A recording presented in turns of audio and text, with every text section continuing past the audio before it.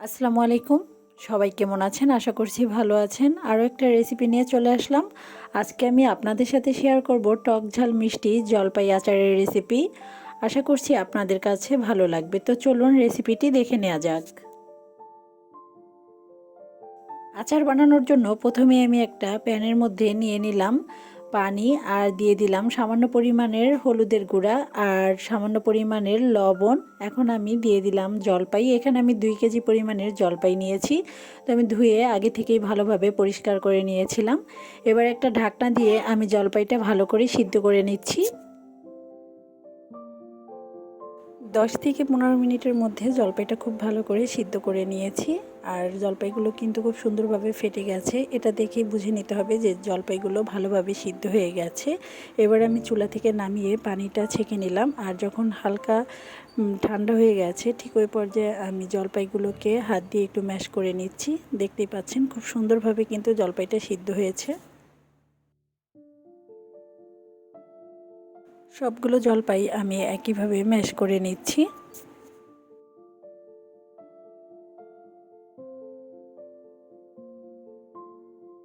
সবগুলো ম্যাশ করে নেওয়া হয়ে গেছে। এবার এটাকে একটা সাইডে রেখে দিচ্ছি। অন্যদিকে চুলায় একটা প্যান বসিয়ে তার মধ্যে আমি দিয়ে দিলাম 1 কাপ পরিমাণে সরিষার তেল। এখন আমি এর মধ্যে দিয়ে দিচ্ছি তেজপাতা 4 টুকরো, দিয়ে দিচ্ছি এখানে পাঁচফোড়ন। আস্ত পাঁচফোড়ন আমি 1 টেবিল চামচ পরিমাণ নিয়েছি। দিয়ে দিলাম আস্ত শুকনা মরিচ কয়েকটা। তো এখন আমি নেড়ে চেড়ে একটু ভেজে নিচ্ছি। যখন খুব সুন্দর একটা ঘ্রাণ আসবে তখন বুঝতে পারবেন যে ভাজা হয়ে গেছে।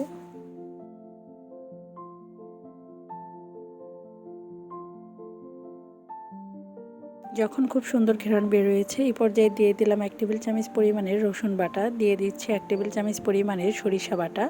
এখন আমি একটু নেড়ে চেড়ে ভেজে নেব।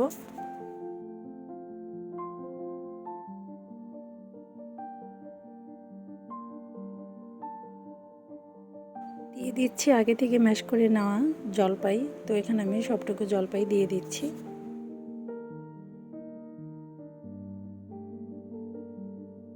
এখন নেড়ে চেড়ে 5 মিনিটের মতো ভালো করে ভেজে নেব।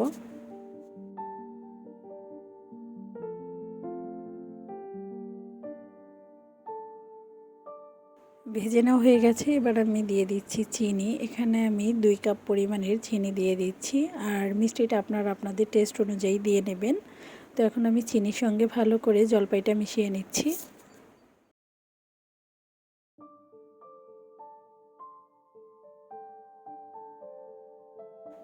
লবণ দিয়ে দিচ্ছি স্বাদ অনুযায়ী। আর আচারে কিন্তু টক মিষ্টি ঝাল এটা নিজেদের টেস্ট অনুযায়ী দিয়ে নিতে হয়। তো আমি এখানে আমার পছন্দ মতো দিয়ে নিয়েছি।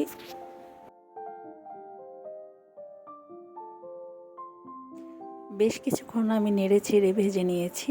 এখন আমি এর মধ্যে দিয়ে দিচ্ছি শুকনো মরিচের গুঁড়া। এখানে আমি আমার টেস্ট অনুযায়ী দিয়ে নিচ্ছি। 2 টেবিল চামচ পরিমাণের শুকনো মরিচের গুঁড়া দিয়ে দিলাম। এতে করে খুব সুন্দর একটা কালার আসবে আর আচারটা একটু ঝাল ঝাল লাগবে, খেতে অনেক বেশি মজার হবে।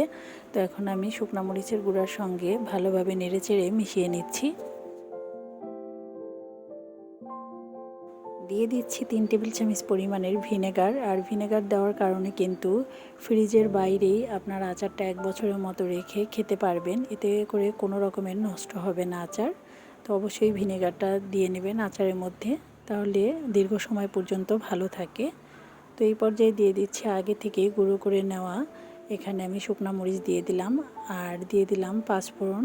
তো এখানে আমি 2 টেবিল চামচ পরিমাণের পাঁচফোড়নের গুঁড়া দিয়ে নিয়েছি। আর পাঁচফোড়নটা আমি ভালো করে ভেজে তারপরে আধা ভাঙা করে নিয়েছিলাম। এবার আমি আচারের সঙ্গে মিশিয়ে নিচ্ছি। পুরোপুরি রান্না করে নেওয়া হয়ে গেছে। এবার আমি চুলা থেকে নামিয়ে নিচ্ছি। তো দেখতেই পেলেন এই আচারটা বানানো কিন্তু খুবই সহজ আর খেতেও হয় দুর্দান্ত মজার। এভাবে যদি আচার তৈরি করেন তাহলে বাসার সবাই অনেক বেশি পছন্দ করবে। খিচুড়ির সাথে আচারটা অনেক বেশি ভালো লাগে। তো আশা করছি আপনাদের ভালো লেগেছে। সবাই ভালো থাকবেন। আল্লাহ হাফেজ।